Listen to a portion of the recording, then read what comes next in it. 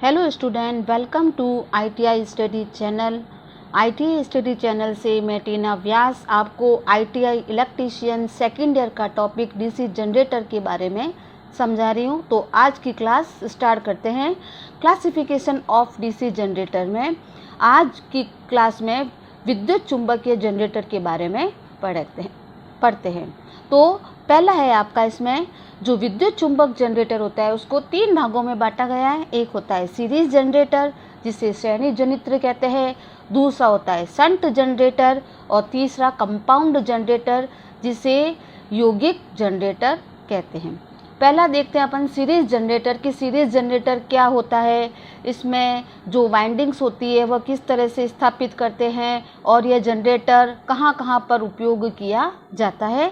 तो पहला अपना है सीरीज जनरेटर। अब इसमें देखो, जो फील्ड वाइंडिंग जो अपन काम में लेते हैं, तो फील्ड वाइंडिंग हमेशा 2 प्रकार की होती है। एक होती है सीरीज फील्ड वाइंडिंग और दूसरी होती है शंट फील्ड वाइंडिंग। ये डीसी जनरेटर का जो सीरीज जनरेटर है इसके डायग्राम को बताया गया है। इसमें क्या होता है कि आर्मेचर, फील्ड वाइंडिंग तथा लोड तीनों श्रेणी क्रम में जोड़े जाते हैं। ये देखो, आर्मेचर, ये फील्ड वाइंडिंग और ये लोड, ये तीनों आपस में सीरीज में जोड़े जाते हैं। फील्ड वाइंडिंग होती है वह मोटे तार और कम लपेट की बनाई जाती है जिससे जनरेटर का प्रतिरोध निम्न रहेगा। ये पॉइंट आपका इम्पोर्टेंट है कि जो सीरीज जनरेटर होती है या सीरीज जनरेटर होता है उसमें जो फील्ड वाइंडिंग होती है उसको हमेशा मोटे तार और कम लपेट देकर के बनाया जाता है जिससे कि जनरेटर होगा उसका प्रतिरोध निम्न रहेगा। इसका तीसरा पॉइंट है, सीरीज जनरेटर को बिना लोड संयोजित किए नहीं चलाना चाहिए क्योंकि इस स्थिति में परिपथ में जो विद्युत धारा का मान होता है वह 0 रहेगा। लोड परिवर्तन से टर्मिनल वोल्टेज भी परिवर्तित हो जाएगा, अतः सीरीज जनरेटर को नियत लोड पर चलाना चाहिए।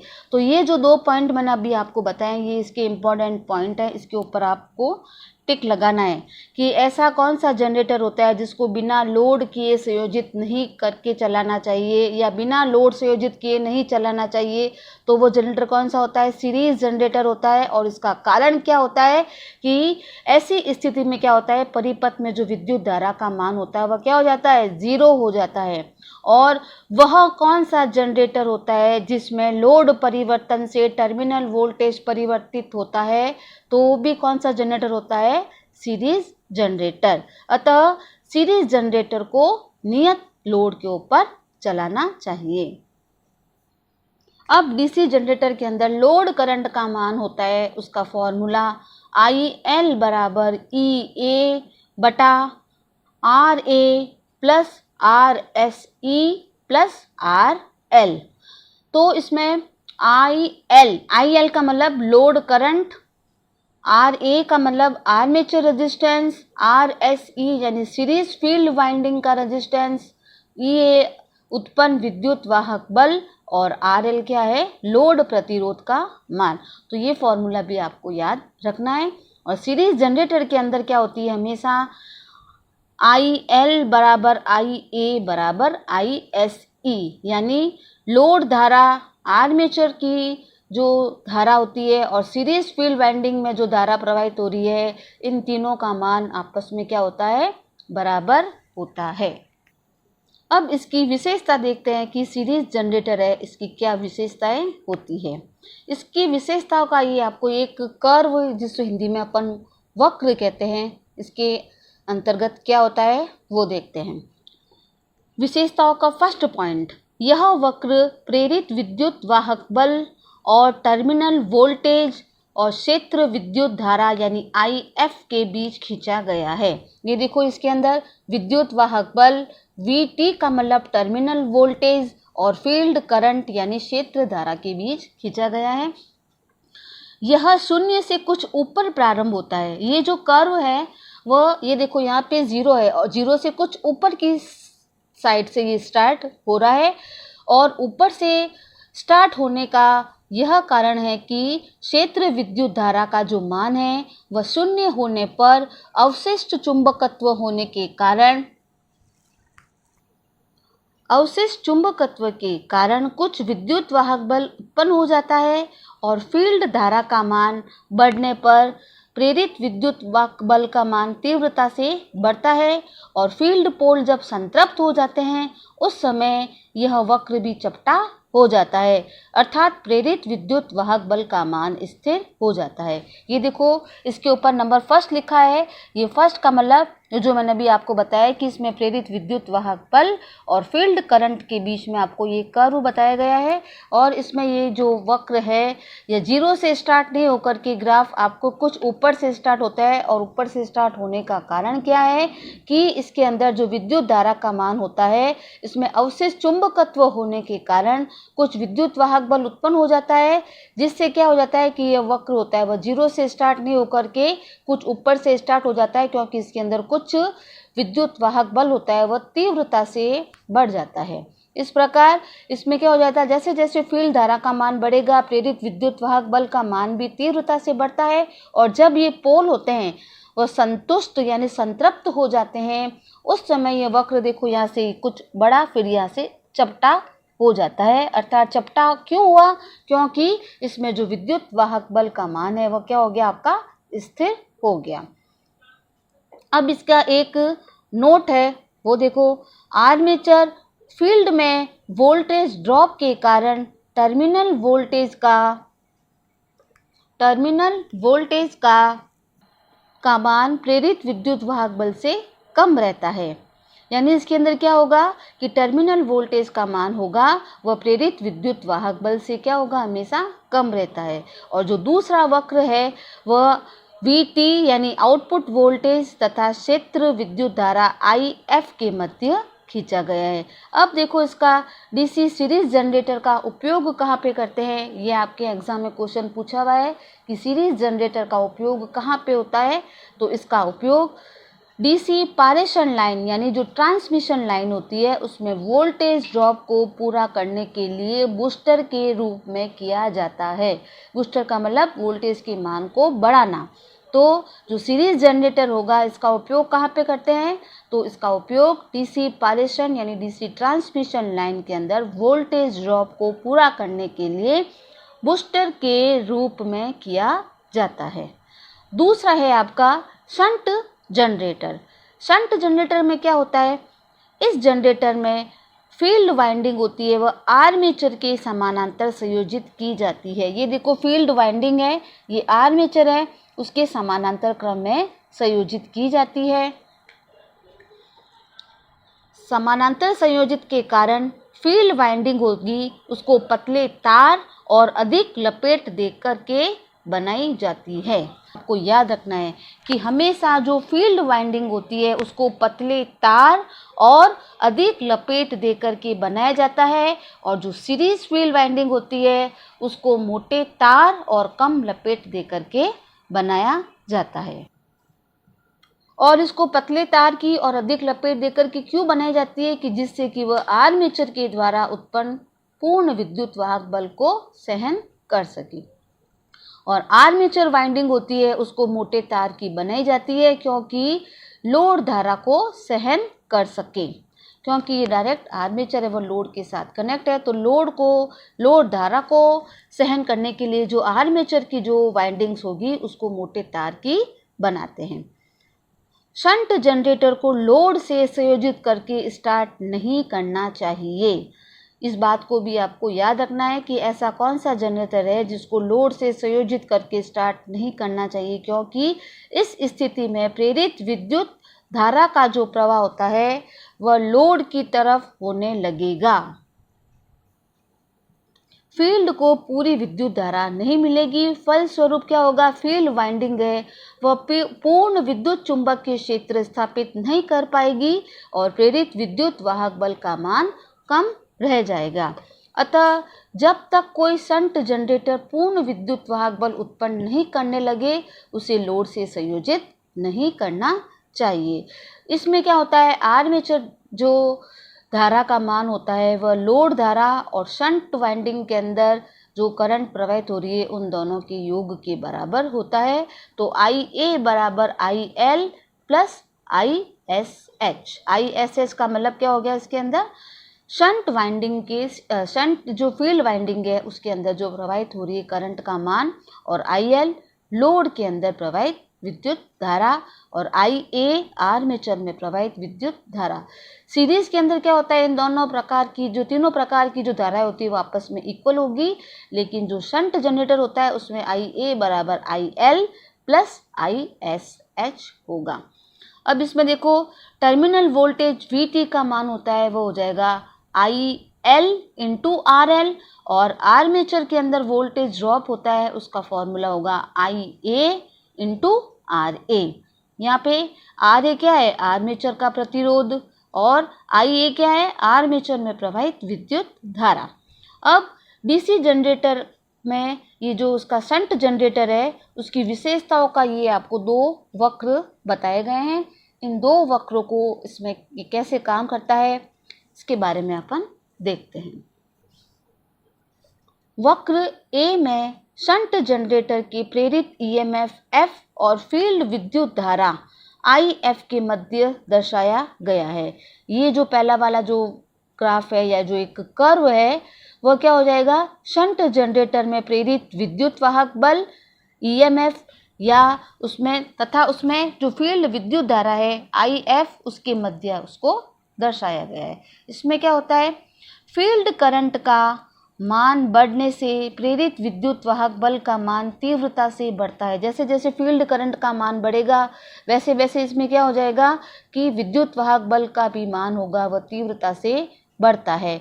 और फील्ड पोल जैसे इसके अंदर संतृप्त हो जाते हैं तो EMF में जो मान में जो वृद्धि हो रही है वह भी क्या हो जाती है, रुक जाती है, और वक्र क्या हो जाता है, वापस चपटा या क्षैतिज हो जाता है, जैसा कि सीरीज जनरेटर के अंदर हो रहा था। अब इसके अंदर जो कर्व B है वह शंट जनरेटर की आंतरिक विशेषता को दर्शाता है, और यह जो कर्व होता है या वक्र होता है वह प्रेरित विद्युत वाहक बल और आर्मेचर की विद्युत धारा के मध्य खींचा गया है। जनरेटर को लोड से संयोजित कर देने पर उसका वोल्टेज ड्रॉप क्या हो जाता है, बढ़ जाता है, और फील्ड वाइंडिंग के सिरों पर EMF का मान क्या हो जाता है, घट जाता है। और यदि लोड को निर्धारित मान से अधिक बढ़ा दिया जाता है तो आर्मेचर करंट होती है उसका जो मान होता है वह 0 तक घट सकता है, जैसा कि वक्र 1 में आपको बिंदु रेखा है उसके अंतर्गत आपको मैंने बताया। तो आप जो पीछे मैंने बताया इसके ग्राफ को आप देख सकते हैं। वक्र 2 के अंदर शंट जनरेटर की बाह्य लोड को दर्शाता है। यह वक्र लोड करंट और टर्मिनल वोल्टेज के बीच में खींचा गया है। आर्मेचर वोल्टेज ड्रॉप के बढ़ने के साथ साथ टर्मिनल वोल्टेज घटता है, और यदि आर्मेचर वोल्टेज ड्रॉप बढ़ता जाएगा तो टर्मिनल वोल्टेज का मान क्या हो जाएगा, 0 हो जाएगा, और उसके साथ साथ में 0 होते हुए उसका मान घटता रहेगा। इम्पोर्टेंट बात आपको ये याद रखनी है कि जो शंट जनरेटर है इसका उपयोग कहाँ पे होता है, तो शंट जनरेटर का उपयोग electroplating, welding, exciter, battery charging आदि कार्य के लिए किया जाता है। सीरीज जनरेटर का उपयोग DC ट्रांसमिशन लाइन के अंदर बूस्टर के रूप में प्रयोग करते हैं, और बूस्टर के रूप में क्यों करते हैं, जो वोल्टेज ड्रॉप होता है उस वोल्टेज ड्रॉप को पूरा करने के लिए। और शंट जनरेटर का उपयोग electroplating, welding, exciter, battery charging आदि कार्य के लिए किया जाता है। अगला है आपका तीसरा कंपाउंड जनरेटर, जिस जनरेटर में फील्ड वाइंडिंग को 2 भागों में विभक्त कर एक भाग को आर्मेचर के श्रेणी क्रम में और दूसरे को आर्मेचर के समानांतर क्रम में जोड़ा जाता है, वह कंपाउंड या यौगिक जनरेटर कहलाता है। तो वापस बताती हूँ आपको कि कंपाउंड जनरेटर क्या होता है, कि जिस DC जनरेटर में जो फील्ड वाइंडिंग होती है उसको आप 2 भागों में विभक्त कर देते हैं। एक भाग होता है वो आर्मेचर के साथ सीरीज में जुड़ेगा, और दूसरा भाग होता है जो आर्मेचर के साथ समानांतर क्रम में संयोजित होता है, वह कंपाउंड या यौगिक जनरेटर कहलाता है। कंपाउंड जनरेटर में सीरीज तथा शंट जनरेटर दोनों के गुण विद्यमान होते हैं, और इसमें फील्ड वाइंडिंग को 2 प्रकार से संयोजित किया जाता है। तो कंपाउंड जनरेटर होगा उसमें क्या होगा, सीरीज जनरेटर और शंट जनरेटर दोनों के गुणों का समावेश होगा, और इसमें जो फील्ड वाइंडिंग होती है उसको दो प्रकार से संयोजित किया जाता है। एक तो होती है शॉर्ट शंट कंपाउंड जनरेटर और दूसरी होती है लॉन्ग शंट कंपाउंड जनरेटर। पहला अपन देखते हैं शॉर्ट शंट कंपाउंड जनरेटर। जब शंट फील्ड को केवल आर्मेचर के समानांतर क्रम में संयोजित किया जाता है तो वह generator short shunt compound generator कहलाता है। तो वापस इसकी परिभाषा देखो कि शॉर्ट शंट कंपाउंड जनरेटर क्या होगा कि जब शंट फील्ड को केवल आर्मेचर के समानांतर क्रम में संयोजित किया जाता है तो वह generator short shunt compound generator कहलाता है। ये इसका डायग्राम है शॉर्ट शंट कंपाउंड का। इसमें क्या होता है वोल्टेज रियोस्टेट को शंट फील्ड के सीरीज में, ये देखो वोल्टेज रियोस्टेट है, इसको शंट फील्ड ये बताइए उसके साथ में सीरीज में संयोजित किया जाता है और इस प्रकार के जनरेटर में सीरीज फील्ड वाइंडिंग के द्वारा उत्पन्न चुंबकीय क्षेत्र का मान होता है वह लोड करंट के ऊपर निर्भर करता है। जब लोड शून्य होगा तो चुंबकीय क्षेत्र का मान भी शून्य होगा और जब लोड बढ़ेगा तो चुंबकीय क्षेत्र का मान भी बढ़ेगा और बढ़ करके अधिकतम की ओर बढ़ जाएगा। लोड परिवर्तन से टर्मिनल वोल्टेज भी परिवर्तित हो जाता है, यानी इसमें जैसे जैसे लोड को परिवर्तन होगा वैसे वैसे टर्मिनल वोल्टेज का मान भी क्या हो जाता है परिवर्तित होता रहता है। दूसरा है आपका लॉन्ग शंट कंपाउंड जनरेटर। जब शंट फील्ड को सीरीज में संयोजित आर्मेचर व फील्ड के जो सीरीज फील्ड वाइंडिंग है के समानांतर क्रम में जोड़ा जाता है तो वह जनरेटर लॉन्ग शंट जनरेटर कहलाता है। यानी जब शंट फील्ड को, ये शंट फील्ड है, इसको सीरीज में संयोजित आर्मेचर और ये जो फील्ड सीरीज फील्ड वाइंडिंग है उसके समानांतर में जोड़ देंगे तो वह जनरेटर लॉन्ग शंट जनरेटर कहलाता है। इसमें सीरीज फील्ड को आर्मेचर के श्रेणी क्रम में जोड़ा जाता है। ये जो सीरीज फील्ड वाइंडिंग है इसे आर्मेचर के साथ श्रेणी क्रम में या सीरीज में जोड़ा जाता है। इस प्रकार के जनरेटर में लोड परिवर्तन से टर्मिनल वोल्टेज अधिक प्रभावित नहीं होता है और जनरेटर स्थिर वोल्टेज टर्मिनल वोल्टेज प्रदान करता है। अब है आपका टाइप ऑफ कंपाउंड जनरेटर। वापस कंपाउंड जनरेटर होता है उसको दो भागों में बांटा है। एक होता है डिफरेंशियल कंपाउंड जनरेटर और दूसरा होता है cumulative compound generator. Cumulative compound generator होता है उसको फिर तीन भागों में बांटा है। ओवर कंपाउंड जनरेटर, लेवल या फ्लैट कंपाउंड जनरेटर और तीसरा होता है अंडर कंपाउंड जनरेटर। अब इन तीनों के बारे में देखते हैं कि एक तो पहला डिफरेंशियल कंपाउंड जनरेटर क्या होता है, क्यूमुलेटिव कंपाउंड जनरेटर क्या होता है और इसके अंतर्गत ये तीन प्रकार के जनरेटर होते हैं, इनका उपयोग कहाँ कहाँ पर किया जाता है। ITI स्टडी चैनल एक ऐसा चैनल है जिसमें आपको एक ही चैनल के अंतर्गत बहुत सी ट्रेडों को पढ़ने का आपको सुनहरा मौका मिलता है। तो आप इस चैनल से जो भी स्टूडेंट नए हैं वो इस चैनल के साथ जुड़ रहे हैं तो पहले आप इसको सब्सक्राइब करें, उसके साथ लाइक करें और इसके अंदर डिस्क्रिप्शन बॉक्स के अंदर आपको लिंक दे रखी है तो उन लिंक को ओपन करके आप जो पहले वाले वीडियो है उनको आप देख सकते हैं। तो डिस्क्रिप्शन बॉक्स में आपको व्हाट्सएप की लिंक दे रखी है तो आप उन लिंक को ज्वाइन करें। तो पहला है आपका डिफरेंशियल कंपाउंड जनरेटर, इसे हिंदी में विभेदक कहते हैं, विभेदक कंपाउंड जनरेटर। इस प्रकार के जनरेटर में शंट फील्ड और सीरीज फील्ड के द्वारा उत्पन्न फ्लक्स होते हैं वह एक दूसरे के विपरीत कार्यरत होते हैं, अतः परिणामी फ्लक्स का मान होगा वह शंट फील्ड में जो फ्लक्स होता है और सीरीज फील्ड में जो फ्लक्स उत्पन्न होगा उन दोनों के अंतर के बराबर होता है। तो फाई बराबर होगा phi SH minus phi SE। Phi SH का मतलब शंट के अंदर उत्पन्न फ्लक्स और फाई SE का मतलब सीरीज के अंदर उत्पन्न फ्लक्स। ये इसका आपको डायग्राम बताया गया है क्योंकि इसके अंतर्गत क्या होगा, शंट फील्ड और सीरीज फील्ड के अंदर जो फ्लक्स उत्पन्न होता है उनकी दिशाएं क्या होती है, एक दूसरे की ऑपोजिट होती है, एक दूसरे के विपरीत कार्यरत होते हैं। तो इसमें एरो का साइन देखो, एक तो बाहर की तरफ है और एक एरो का जो निशान है आपके अंदर की तरफ दर्शाया गया है। और इस प्रकार का जो जनरेटर होता है इसमें लोड करंट बढ़ने पर टर्मिनल वोल्टेज का मान क्या होता है, घटता है। ये आपको इसका एक कर्व बताया गया है। और डिफरेंशियल कंपाउंड जनरेटर होता है, इसका उपयोग कहाँ किया जाता है, इसका उपयोग आर्क वेल्डिंग के लिए उपयोगी सिद्ध होता है। डिफरेंशियल कंपाउंड का जो मैंने ऊपर आपको ये डायग्राम बताया, ये आपके एमसीक्यूज के अंदर भी क्वेश्चन आए हुए हैं। तो इस डायग्राम को आपको अच्छी तरह से याद रखना है कि जिसमें एरो का साइन एक अंदर की तरफ और एक एरो का साइन बाहर की तरफ होगा तो वो डिफरेंशियल कंपाउंड जनरेटर होगा। दूसरा है क्यूम्युलेटिव कंपाउंड जनरेटर। इस प्रकार के जो जनरेटर होता है उसमें शंट फील्ड के द्वारा उत्पन्न फ्लक्स और जो सीरीज फील्ड के द्वारा उत्पन्न फ्लक्स होते हैं वह एक दूसरे के सहायक होते हैं क्योंकि उनकी दिशा समान होती है। अतः परिणामी जो फ्लक्स का मान होगा दोनों प्रकार के फ्लक्स के योग के बराबर होता है। अतः फाई बराबर phi S H plus phi S E. तो ये दोनों फॉर्मूले आपको याद रखना है।